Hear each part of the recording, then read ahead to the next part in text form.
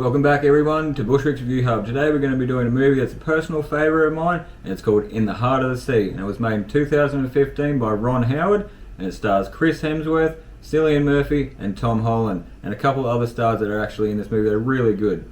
Now, this movie is actually a true story, and it's one that's really close to my heart because I actually really love this story a lot. It's the story about Moby-Dick.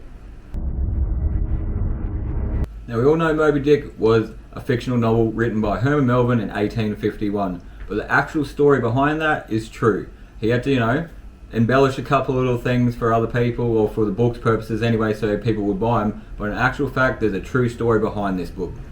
And we're going to dive into the movie today that actually explains that. Now, In the Heart of the Sea actually didn't really, get that well at the box office. It actually bombed. It scored under its $100 million budget, which is, pretty sad for the critics. But, other than what the critics say, I actually really like this film because, it's a true story and I actually happen to love all my whaling stories. And a couple of things I've got to add is, throughout this movie is the attention to detail. When you actually go look up the story of the Essex, to the point where they've even got the people's characters that they're playing actually to correct. Oh, apologies, looks like we've got a big storm on the horizon here. Just happens to be just like in the movie. Now, this movie really gets me because I love my true stories, especially I've read Moby-Dick and got to see a lot of the Moby-Dick films as a kid. Now, actually to see this movie and see the true story about it and then look it up and read about it was so interesting that I had to do a review on it. There's a couple of things that also you got to understand about this. Everyone goes on about, whaling was a bad thing, and no, I do understand that, and it was. It wiped out most of the whales population back in the day, but as well, it was a necessary resource for people, for heat and lamps and any sort of thing that needed whale oil back in the day. Alright, well, let's get into it. Alright, well, let me tell you a little bit about this story then. Now, in 1820, out of Nantucket, Massachusetts, there was a ship called the Essex. Now, the Essex was owned by a couple of other really important people in, the town of Nantucket. And, to them, whaling and fishing was a very big thing. And if you actually weren't born on Nantucket, it was a big thing for the family because the whole thing was about blood. If you were born on Nantucket, you were meant to be on a whaling ship. So then it starts off showing the first mate, Chase Owens, who's played by Chris Evans. Now, Chase Owens is actually a real character he was actually a real person in real life, which was actually amazing to hear. Now, he'd been promised his captaincy from previous whaling charters that he's done for his company that he has. And when he goes up to get, his captaincy that he's expecting, he doesn't actually get it. What he gets told is a new story about another ship that's been made, the Essex, and that he's going to be first mate and helping out a captain that's really, to my honesty, shouldn't be a captain, because if you've never actually been out in a ship, you shouldn't be a captain. And let's just say he wasn't too happy about, after, a long time at sea, getting told he was going to get his captaincy, then getting back and get told he was going to be first mate. He wasn't really happy about that. So yeah, he took it, but he got the owner of the company to actually write him a letter that would say that when he got back from this trip, after a certain amount of barrel of oils, he would get his captaincy. So he goes home, packs up his stuff and gets ready for his trip. A long trip at that too, because normally whaling ships would go for at least 2 to 3 years. Sometimes you get in on a new year, but that is very unlikely.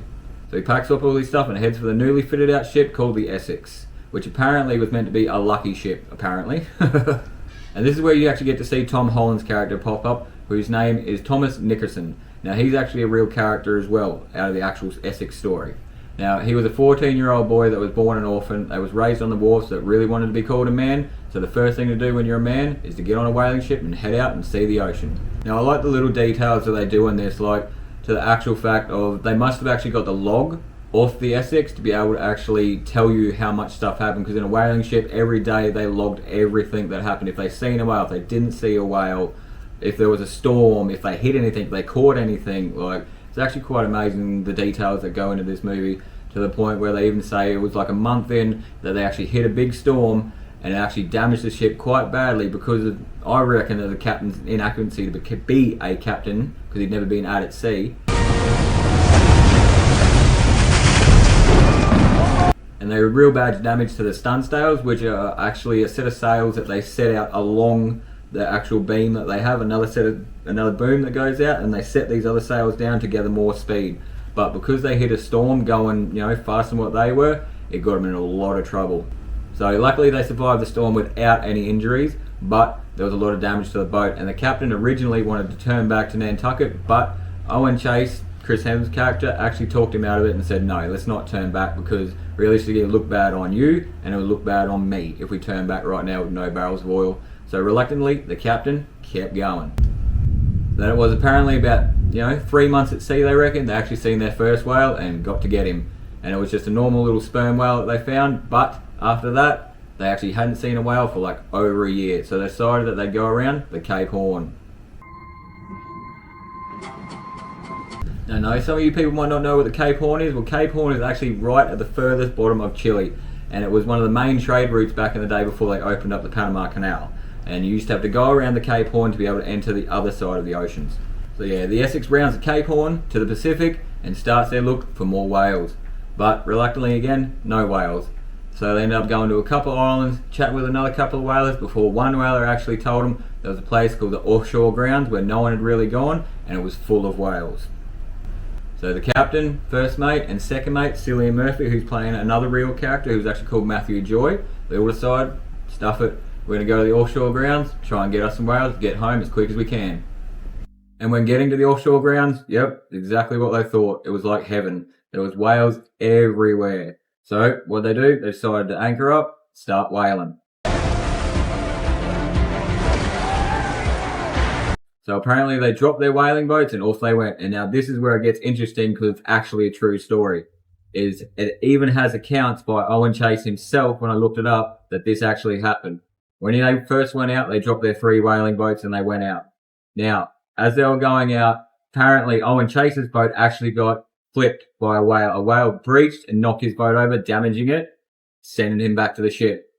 So the other 2 ships, captained by the Captain Pollard fella, as well as Matthew Joy, they continue on whaling for whales. So Owen Chase's character, Chris Hemsworth, heads back to the ship. So while he's on the ship, fixing up, and this is where I find it's pretty good at the details, is yes, a whale did attack the ship, but why? That's the difference. Why did this whale attack the ship? Now, it could be 2 reasons. A bull, a sperm whale bull, which is, normally the leader of a pack, he will defend it sometimes if he feels threatened. Or another theory that they thought was when they were back on the ship, when Owen Chase was fixing his little whale boat, he was sitting there hammering. And they thought that possibly that the noise of the hammering might have stirred up the bull whale into thinking that, another bull whale was around and it's time for a fight. And now this is another actual account from Owen Chase that he said that they looked off the ship to the bow and that they seen an 85 to 84 foot sperm whale, which is huge, acting really abnormally, like flat thrashing around and doing all sorts of weird stuff. And the next thing you know, it charges straight for their boat and hits them dead on. Boom. Smack bang. Starts leaking the ship. At that point in the movie, Owen Chase throws a harpoon, nailing it, and some really nasty stuff happens to the ship. But the true story was that Owen Chase didn't throw a harpoon at the whale, because when the whale initially hit the boat, it sort of stunned itself and it was sitting there sort of like knocked out a little bit. And he noticed that its tail was too close to the rudder, and if he would hit it with a harpoon, it would go off and start really damaging the ship. But it didn't matter, because the whale come out of its stun, disappeared under the water again, popped back up, and charged the boat again. Next thing you know, its head was actually lodged in the ship, and to the point where it backed up, and there you go, the ship started sinking. Now, the Captain Pollard fella and Matthew Joy, they're like miles away from the ship right now. They actually caught 2 whales and they were getting pulled along. Because when you actually nail a whale with a harpoon, it wouldn't just sit there and take it. It'd take off and dive. Because it'd try and pull you under to drown you. Or at least trying to escape and, snap off the harpoon. But what happened was, there was another fella on board that was the captain's cousin. Now, he's turned around at a certain stage and said to the captain, I think that the ship is listing, the Essex is listing, which means that the ship is actually starting to tip on its side and take up water. So at that stage, that's when the captain and Matthew Joy, the second mate, decided that they were going to cut their lines and head back to the ship. Now, back into the movie, away from, the truthful stuff that I really like about it. But yeah, they head back to the ship, see Owen Chase, running around, grabbing stuff, seeing what's happened. Captain hits him up on what happened. Owen Chase says straight up, a whale stove the ship in, Captain. So realistically, they had no other choice other than to abandon ship. So they all scurried around, grabbed their stuff, and in the movie, it looked like it was only a day. But in true life, they actually had the boat up for 3 days. They were able to pull stuff off, pull sails down, turn whaleboats into little ships that, shouldn't be on open ocean, but, they had to make do with what they had because they're in the middle of nowhere. Like, I think they were 2,000 nautical miles away from anything. So it's pretty crazy. You got to think about it. In 1820, you're in the middle of the ocean. No one's coming to help you. They do know you're there, but no one's coming to help you. And what are you going to do about it? That's why I like this movie so much, because it's a lot about survival. There is a little bit of, right at the end, I'll tell you a little bit of the secret that happens, but yeah, it's a really good watch. Now let's continue. So after they grabbed whatever supplies they can, water, navigational supplies, charts, anything they could, manned up these little whaling boats, made sails for them, made them a bit bigger so the ocean wouldn't come in, and off they go. Now, in the movie, they all decided to just, go for this one island that they thought they would get, but didn't actually happen. When in the true story was, all three people decided, Matthew Joy, the captain, and Owen Chase decided that, well, realistically, they all wanted to go in three different directions, but in the end, two of them overrode one, and that's the direction they ended up going in. And they ended up getting to an island called Ducie Island in the movie. And it's an uninhabitable island that, there was nothing apparently but birds, eggs, a couple of seafood, and a small underwater spring that, had a little bit of fresh water in, but, it wouldn't survive. They wouldn't survive forever on this little bit of water. And I've got to admit, in the movie, there's a couple of good scenes before they get to Ducie Island. Like, they actually, even though, they tried to base it on a true story, I don't know about this bit, it was true or not, but they actually, in the movie, the sperm whale, the bull that took the ship down, apparently follows the three whaling ships, and just before they get to Ducie Island, they actually come and he takes his revenge out on them again and smashes the three ships that they had to pieces, and then most of the boys actually wash up on shore on that Ducie Island. Now, once they're on Ducie Island for, a couple of days, couple of weeks, in the movie, the Chris Hemsworth, Owen Chase character stumbles across a cave. Now, in this cave was like a bunch of skeletons of obviously previous people that had washed up on this island but hadn't been saved. So, in his mind, they weren't going to be saved at all. So, it was time to come up with a plan and get out of there. So, what they did was they found whatever they could, whatever materials they could, found a little bit of one of their little whaling boats, decided to make 3 ships up, and I think apparently 3 of them stayed on the island and 17 of them that made it, or 20 of them made it off the ship, all right? 3 of them stayed on the island, 17 of them set off in their ships to try and find land and safety. And also Captain Pollard in this one, which was a true thing, said to the 3 people that remained on the island that if he did make it back, he would send help immediately for them. Now you got to also think that these boys had also been 2 years already at sea, and now they're heading back out in these little tiny ships to try and find their way home. And I think, I don't know if I could do it or if someone else could do it or if you could do it. Let me know in the comments if you think that you could jump in a little whaling ship in the middle of the ocean that you have no idea where you're going and just try and find someone to help you. Or would you rather stay on the land and, maybe try and survive and someone might come and help you out. So 3 ships left the island and they were heading out in the open ocean looking for help.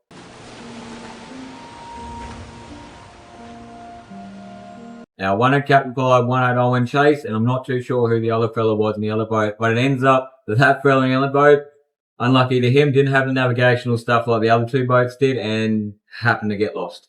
And no one ever found them again, apparently, but I did find out the true story was when they went back not too long after to save the 3 people that were on the island, another boat found another island close to it that had a little whaling boat on it that had 4 skeletons in it. So that possibly could have been the crew from that other 3rd boat that didn't make it with Captain and Owen Chase. Now, after a long time at sea, running out of their food and water, it came down to the choice of cannibalism. And it's not like it's everyone's first choice, but like Owen Chase said in the movie, a sailor should not throw out something that can yet save him, which is pretty hard to do. It was probably one of your mates that you're going to end up having to eat, even though some of them died. Some of them even elected to shoot themselves so that the other people on the boat could die, which is pretty, it is heroic, but it's also sad at the same time that you would make the decision to save your mates by killing yourself and letting them eat you. Now, after drifting apart over the Captain Pollard's boat and Owen Chase's boat drifting apart, that's when they lost contact with each other. And evidently what happened was the Owen Chase's character and their boat actually got picked up by another ship, a couple of days later, and they were pretty much dead because there was pretty much only the Chris Hemsworth character, who was Owen Chase, and the Tom Holland character, which is the Thomas Nicholson character that was left in that boat, as well as they found a lot of human skeletons because they were still sucking on the bones just to stay alive. And the same thing happened for Cad Pollard and his boat. Got picked up, saved, and sent to another place in Spain. I think they all got reconnected in Spain, looked after, and then finally returned after I think it was like 4 years to Nantucket in Massachusetts so they could see their families and just keep living on their lives, really. Now, at the end of this movie, you get to see Owen Chase and the Captain Pollard fella get pulled into the office by the owners of the Essex, and they want to know what happened. This is what I find very funny about it, because it was kept hidden for a long time because the owners of the ships didn't actually want the insurance to raise or people to get scared that a whale actually stoved in a ship. So they actually hid the fact and said that the Essex for a long time actually just run aground, and yeah, that was it. She run aground, hit a reef or something and sunk. Not the fact that it actually been stoved in by a whale. It was kept secret for a while. Until, obviously, in this movie you get to see it. Yeah, the Thomas Nicholson character, who's then played by Brendan Gleeson, who's actually a really good actor, and he plays the old Thomas Nixon, who's telling the story about the Essex to Herman Melville. And that's about what you see at the end is, yeah, when the old Thomas Nixon character is just telling his story to Herman Melville because he's never actually told the story before, and it's been cutting him up inside because of the whole cannibalism thing. Because everyone lost mates, friends, like, yeah, what an intense trip, especially for a 14-year-old boy to go through. Now, I'd just like to add in a couple of little funny facts that I thought about this while I was doing my research on it. Now, the Owen Chase character, who was actually real, like, he actually went on after this ship to continue whaling for a couple of years, had a couple of wives, had a lot of kids, and then actually retired and died on land, funny enough. Now, this one actually got me a lot. The Captain Pollard person that they portray in the movie was actually a real person, right? Now, he actually went out again on another whaling ship, and on that trip again, that ship accidentally sunk again. So then he was actually labelled as, you know, a Jonah, or, you know, he had bad juju. He wasn't allowed to ever be captain again because he'd sunk 2 ships in his first 2 runs ever. Now that is really ironic for the poor fella, because he actually came from apparently a very, very high up whaling family in the Nantucket community, and it was a very dishonour for him to not be a captain, and he sort of ruined his family name by doing that.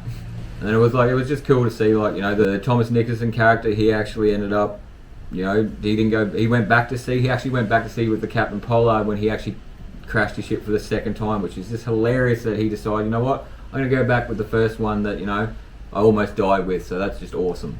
But yeah, in my conclusion, guys, like, I really love this movie. I think everyone should go out and at least check it out. Don't worry about what the box office or the critics say. Just, like, think for yourself. I love my true stories. Like, come on, Remember the Titans was a really good story. You got to remember that. Everyone's seen that at school back in the day. If you haven't, leave it in the comments and we'll chat about it later. But yeah, the attention to detail, the characters, like, just them even, like, screaming out the old sayings like fathoms and, you know, like, there she blows. And, like, here's another one for you that I don't know if you know. There she blows actually comes from the term of when they used to see the whales spurts of water coming out of the top of them as blows, because they're blowing their air out. That's actually where the term there she blows comes from. But yeah, back on track with this movie. Like, yeah, the details, the ships, the special effects, like, everything. And it was very true to the story, which not a lot of movies are these days, which, you know, I really love about it. And Chris Hemsworth played awesome as Owen Chase, as well as Cillian Murphy playing the second mate, who unfortunately, yes, they did die, but still he played so well. I do like old Cillian Murphy, he's really good. And Tom Holland, he's really young in this. I'm not too sure it was his first role or, you know, a couple roles in, but he was very young. But as well as he played a really good character in this. Because there's one scene in the, like, I've got a couple of scenes that I like that I'll go through, but there's one scene in particular after they get their first whale and he's sort of a greenhorn on the boat, so, you know, it's his first trip out. They actually jam him down into the whale head to get as much of the oil out as what they can. And that would have been pretty stinky and intense for, you know, a kid back in those days. A couple of other things I like to talk about is, like, yeah, the long shots of the ship. Like, I've got a fascination for ships. I really love ships. They're awesome. And, like, yeah, the long shots with all the sails out and you see it breaking through the water, and, you know, sometimes when they go into the whaling grounds and you look under the water and you can see the bow of the ship cutting through the water. I just love seeing that. It's pretty cool.